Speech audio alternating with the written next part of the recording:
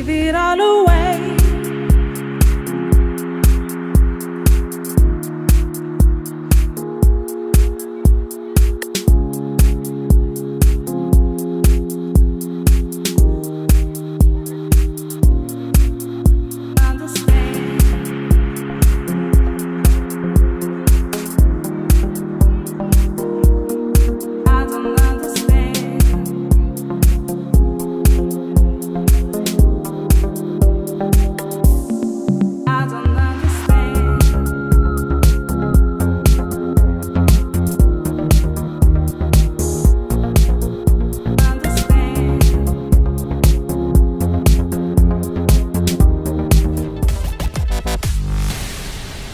Hi guys, we're here live at Social Media Week 2018, and today all things fashion, social media influences will be discussed by Bella Naija Style. So join us as we go on this ride.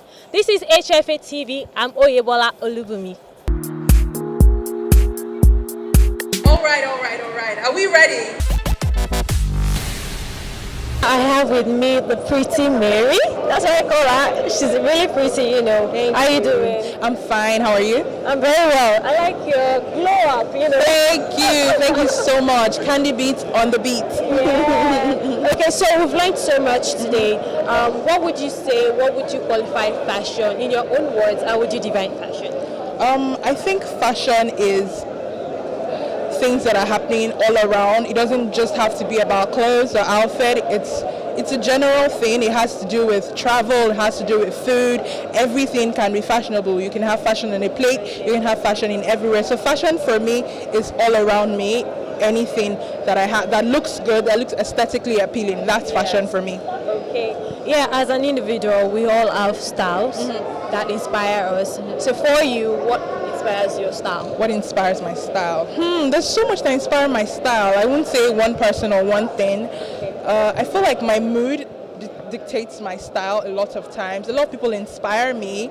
I would say Anna Wintour inspires me, Lisa Falayo inspires me, Bridget Sawashika inspires me, even Bella Naija editor at large, Maziodo inspires me. So it's different things, different days, different places inspire my style. But my general style is, just always shine. Sometimes even though you look subtle, just always shine. Just something that will always make you sparkle. Yeah. Thank you very much. Okay, so from the conference or seminar we just had, what were you able to pick? Okay, the panel was such an interesting one because I moderated it, and it was just so inspiring to be with a range of influencers that from 0 to 100 real quick. For me, the takeaway was be consistent in whatever it is you're doing. Even though you're not an influencer, even though you are a tailor, even though you are a banker, be consistent in whatever you're doing, and don't undershot yourself. At the same time, don't oversell yourself. Just find a balance. Always find a balance in whatever it is you're doing, and stick to what you know. Stick to your passion, and then you'd excel and shine. Exactly. Stick to your passion. Thank you so much. You're welcome. All right. Thank you. Hi everyone, my name is Aderunke Nobasiade Paludo. I'm a fashion entrepreneur, leading PD for Rockefeller brand and a lifestyle blogger. So you guys tell me, are you feeling this panel or what? I feel like there's so much experience. Please welcome them with a round of applause. All right, let's get right into it. Adirunke, I'm going to start off with you straight away because I feel like you have this very interesting story of how you grew from about 8K to 100,000 followers in a year. So I'm just going to ask, how did it all start when you had just 8K followers? How did it start for you? Okay, for me, I've always loved fashion, but I've been doing business like from the beginning, right from school, selling bras, then makeup, then I decided to go into fashion blogging. So I'll just be real with you guys, like, I don't know how it happened. I think at the time I started fashion blogging, I had people I looked up to, someone like Irony of Ashi, and I said to myself, why am I coming into this space? Why am I coming into the fashion space? Two things, so I had love doing. Followership came I think as a result of people understanding that this person is authentic, I was original, I wasn't wanting to be like anybody, you understand? So I think the followership is like an added advantage. So people saw what they liked, they loved it, and they decided to follow. And yeah, I started July 1st. It's not even up to, I started July 1st, 2016. I'm not 2 years in blogging, and yeah, here we are. Hi guys, so I have with me the beautiful Oke-Lawal, the CEO of Oke-Lawal Collections. How you doing? I'm fine. You look good. Oh, wow. So she was one of the panelists and she spoke about different things. And the question we have for her right now is, what inspires your style? Being a fashion influencer, what inspires you? I wouldn't even lie. Aside the fact that somehow there's an inbuilt creativity or inbuilt creativity. Things I see on social media inspires my style. Even my other fellow bloggers inspires my style. Even you can inspire my style. I'm like, oh, I really love this. Okay, but I'm gonna add a bear, or I'm gonna do it differently, or I'm gonna do it different. So yeah, that's just basically what inspires my style most of the time. Wow, that's a great one. So I'm going to take you back a bit. While growing up with followership and all that, how do you deal with internet trolls? We have them every time, How do you deal with them? Okay, I've always said this right from when I started my page. I said my page is my house. Yes. And you can't just walk into somebody's house and say bullshit. I'll walk you out. So that's the same thing. You can't come to my page and just say bullshit. I'm going to block you. So I always tell my followers, it's okay for us to have different views about a particular thing or different opinion, but we should always know how to say something without having to be rude or put ourselves down. So I accept different opinions about issues or whatever. Oh, Ronke, this hair, maybe I would have preferred it this way or that way. It's fine, but you don't have to go, why you this, why you that. You know what I'm saying? So when I just see you like that, I'm just, just block you, because you have to. I don't tolerate you being intentionally rude. So really, no hate zone, no hate zone. No hate zone. We love that. Okay, so one word for those that look up to you, that want to be fashion bloggers as you are. One word I've always said and I will always say, be original. When you're original, it's okay for you to be inspired by people, but please don't copy anybody, because your journey is different. So you have to recognize your journey and, just be original about it. And at the end of the day, be authentic. When people see that you're authentic, they warm up to you. Wow. Be original, people. You've heard it. Thank you very much. It all away.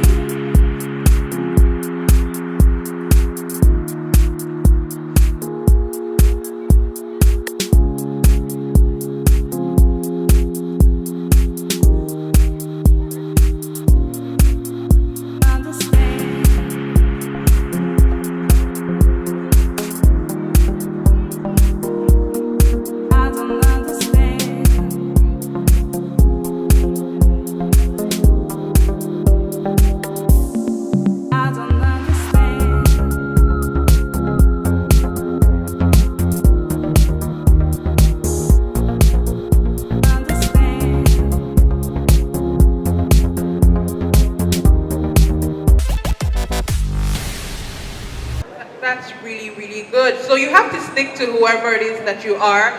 Don't change yourself because this is who you want to be, but just have that person know who you want to be, and that's really good. And for me, all of these people here keep inspiring me every day, to be really honest. I've followed Ozina for a long time, and like now, if anybody should ask me, oh, what do you think of Ozina's page? Honestly, what I'll say is everything is tagged. Ozina, I'm gonna ask you, how have you found success in the business part of being an influencer? Hi everyone. So when I moved back to Nigeria about 4 years ago, I moved back from Paris, and in Paris is like the fashion center of the world. I shopped everywhere. I loved being there. It was like my favorite city. And then I moved back to Lagos and there was no fashion, like literally. And when I say no fashion, I mean like affordable fashion, fast fashion. You can get clothes anywhere. So when I came back, I started making clothes a lot, like asking about tailors. If I see you today, I'm like, oh, your outfit's really cute. Who made it? And I'll get the person's number. So that's how I started discovering brands. And then I finally went to NYC Cap one day and I saw a bunch of girls staring at me. I said, oh God, what have I done to these ones? maybe I had like 2,000 followers there. And they just came up to me and like, oh, look at this dress, I made it because I saw it on your Instagram. Remember you tagged this person and I saw that person. I was like, oh wow. And after the conversation, she told someone else. And literally, my first day in camp, at least 12 people came up to me asking me about different outfits on my page. And I thought that was so random because it was 4 years ago, I didn't have that many followers. So from that day, I started making a conscious effort to always share brands with people. So for example, Tajay too, she'll see it up like, where's this from? And she'll literally call the designer, go and buy the next day. And then what I now noticed was a lot of these designers were now always telling me, oh, thank you, Zina. Your friend Tajay called. It was even random people like, oh, you remember someone you went to school, the mom's sister called. I started getting a lot of calls. And then I was like, okay, how can we now monetize this? And abroad, you know how they have Like to Know It? Like to Know It is like an app where if you follow the page, you click on, if you like a person's picture, like an influencer's picture, you get an email breaking down the person's entire outfit. So it's like, okay, how do I bring that here? So that was the long-term goal, to kind of bring like a Like to Know It. And my name Ozina, luckily my parents made that name up. So about, I think 5 years ago, my older brother bought me ozina.com as a present. And I remember thinking, wow, you don't want to spend money on me, it's the website you're buying. Like, I remember thinking it was so random. And then I think in 2016, he called me like, oh, it's about to expire, by the way. I'm just letting you know that if it expires, that's your business, because he had paid for 5 years. So I sat down and thought about it, okay, what am I going to do with the website now? And then I thought, okay, let me just make it an extension of my Instagram. So basically on Instagram, you can check literally, I think picture I posted yesterday. Whenever I take a picture and I don't tag, I get at least 10 comments like, hey, sorry, where's this outfit from? Hey, can we get a full picture? And then sometimes I just want to post a close-up picture. So I figured, okay, my website will be a more detailed version of the Instagram. But I was still thinking about Like to Know It. I was like, okay, how am I going to get this to work in Nigeria? So I started contacting a lot of designers. And what I now noticed was that brands that I Like to Know It, Zara, H&M, they all have a strong platform where they have their own website, people can shop. A lot of these young designers I'm finding don't have platforms, A, and B, they don't have the resources to produce as much. So I said, okay, let me start small. We're gonna have a shop section on my website.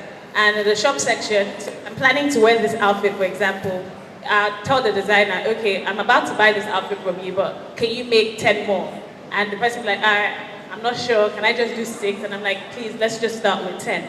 So I think I did this with about 8, 9 designers. And then I launched my website October 2016. And literally every outfit sold out. And it was moving too fast. In fact, it excited designers so much. They'll call me, okay, I'm going to the market, I'm going to go and buy all the fabric. I'm like, calm down, let's just do the 10. But literally, so that's how ozina.com started. But the only issue I then had was people were now asking about my older outfits. Like, okay, where's that outfit from? I'm like, I'm sorry, I bought that 4 years ago. So now, most times, I just tag everything, and if it's available on ozina.com, that's great. But if it's not, I'll still put a tag to the designer so people can go back to see that. So, as this has happened over time, what now happens is a lot of brands now start seeing that, oh wow, okay, people actually care about what this girl is posting, they care about her fashion, and then evolve from just although the page is primarily about fashion, it's more about my lifestyle, places I go, where I travel. So a lot of brands were now like, okay, how can we partner with you? I was like, okay, my background is, my master's is in branding and communication, so that's where that degree started working, like, okay, it's time to create a rate card, it's time to treat yourself as a brand. And so I started treating, so in the office, when they're talking about me personally, they say Zina, but when they're talking about the brand, they say Ozina, because the brand itself is Ozina, but me, myself, I'm Zina. So I started separating my personal identity from Ozina. So we even decided one time, like, let's create a personal Instagram, and I said, honestly, Zina's Instagram page is not going to do well because I'm just posting about football and food and random things. Let's just keep it as Ozina the brand, and if Zina wants to be on Instagram, she'll be alright eventually. It all away.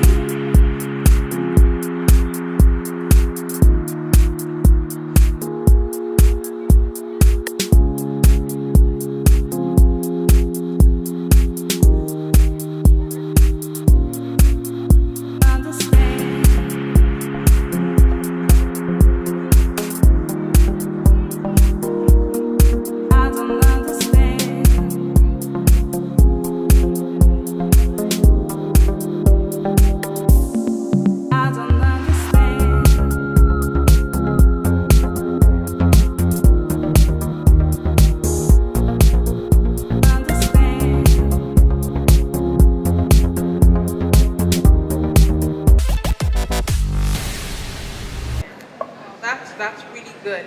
I mean, we've heard Zina talk about brands and how she pitched brands and how she's working with brands. Let's pick the brains of the brands that support influencers. Shegun, I know that Access Bank has been really involved in the influencer space. During the last Access Bank Lagos City Marathon, some influencers were used. So how do you guys go about, selecting influencers? What's the process? Do you guys have like end results that you look forward to? Hello everyone. So before we go about selecting influencers, we first of all look in, at the strategy, our target audience. Where are they? Where can we find them? So based on where we feel these people are, the people they follow, what they do, then we start to narrow it down to who are the people these people are following. So for example, the Lagos City Marathon, we wanted people who were, so part of the people we wanted to attend the marathon, wanted people to register to run, wanted people to attend to cheer on people. We also wanted people to just come out and have fun, basically. So we wanted the Fit Farm guys. And to get the Fit Farm guys, we had to look into the social media space, where people making waves within that space. And then we looked at Kitten Shop, we looked at Oke-Lawal and Dalama. And then, so based on that, we selected those. We also selected a few other people, within that space. Then we also wanted people who would just come out to have fun, And then we were like, where would these people be, or who would they follow? So coming off what Bayo said about, your personal brand and, how you present yourself. So those are some of the things we look at, as a brand. We do not, for example, like to associate ourselves with nudity. There are certain things that we would not want to be associated with as a brand. So if we feel this person's personal brand does not align with our own corporate brand, even if you have 10 million followers, we will not engage you. Even if you asked us to post our message on your platform for free, we would not, do that. So we're really careful and particular about types of associations we make, online. So coming off that, we looked at, people who would be able to tell stories creatively, so just, we all know the story of the Trojan horse, where you package something and, hand it over to your enemy and put, the warriors and all that into the gift. So basically, coming off that, we had influencers like Lasisi Elenu, who would creatively rant about life and everything and then still pass on the message, We had Emma, oh my God, who, was pretty creative as well. We had Nedu. And then we had a lot of other influencers. So the target audience is one. The personal brand of the influencer is another. Another thing that we also look out for is engagement. So you have 1 million followers and you just have 58 likes, 100 likes, How am I sure your followers are not bots? So those are some of the things we look at. How do people engage with your brand? So there are certain brands that we see, personal brands or influencers that we see, and they are like triggers. So you see a certain person and the person wants you to do something. Maybe wants you to lose weight or wants you to, run faster or, So those are the certain things that we look out for. And then, what else? I think that's about it, So engagement, how do people engage on your page? When we look at your page, for example, and you have, let's say, 100,000 followers, and your video has 200,000 views, it means it's either people are rewatching it because your content is interesting, or certain people are sharing it, they are regramming it, and then people are coming to watch even though they are not following you. So those are some of the other things we look out for as a brand. It all away.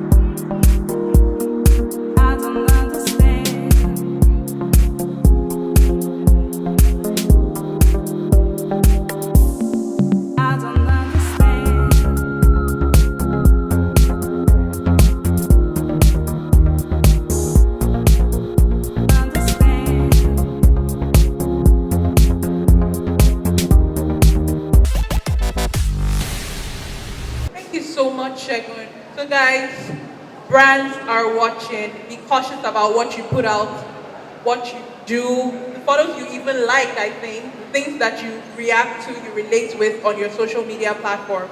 I mean, that being said, Ronke, I'm going to circle back to you and ask, how important is it to have a team behind an influencer? Photographer, makeup artist, all of that, brands that you work with, how important is that? And how did you form your own team? Okay, so I found my team. I knew people I work with. I started with them from like way back. My photographer, shout out to Oke-Lawal. We've worked together. And then as an influencer, I would like to, if you wanted to maybe do maybe style blogging or influencing or whatever, because you don't have to be a style blogger to be an influencer. We have comedians as influencers. We have food bloggers as influencers. What I'll say is, it could be your side hustle. So you have something as foiling that passion of yours. If no one is willing to collaborate for makeup or photography, once or twice, you could pay for your services or get it done. But when you get to a particular level, trust me, a lot of people will come and meet you and say, let's collaborate. For me, I'm scared of, I'm so used to doing my makeup, I'm scared of collaborating with other people. But when it comes to photography, I've collaborated with a lot of photographers. So there's just this thing, by the time you collaborate with a lot of people or get to work with different people, there are some people that, the chemistry just works, it's insane. So because you know what you want and you see that those people have the same zeal as you, because trust me, if you're building your team, you have to have people who share the same vision with you. So if you find yourself with a photographer who share the same vision with you, or makeup artist or whatever, I think you just stick together, don't start moving from one place to another, just stick to the person.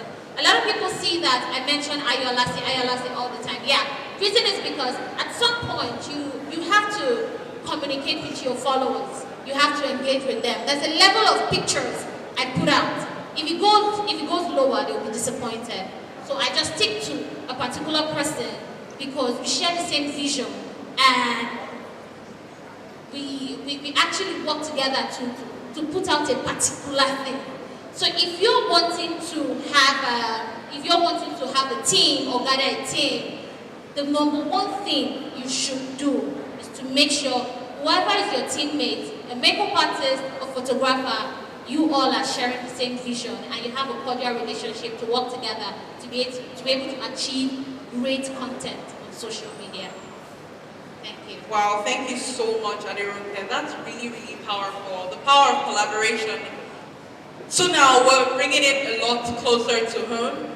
Aderonke talked about, in Nigeria, how do things work here in Nigeria? Let's not just be in a bubble. Let's not just be talking about theory. It all away.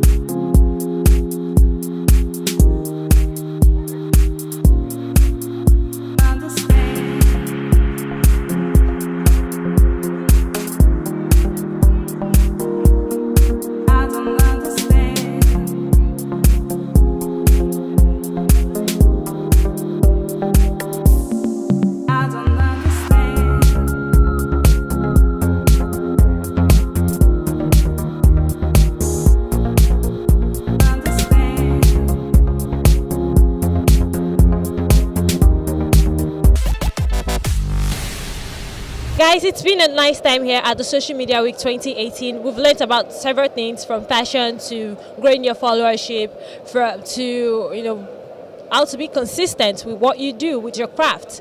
Remember, you need to keep watching HSP TV. My name is Oke-Lawal.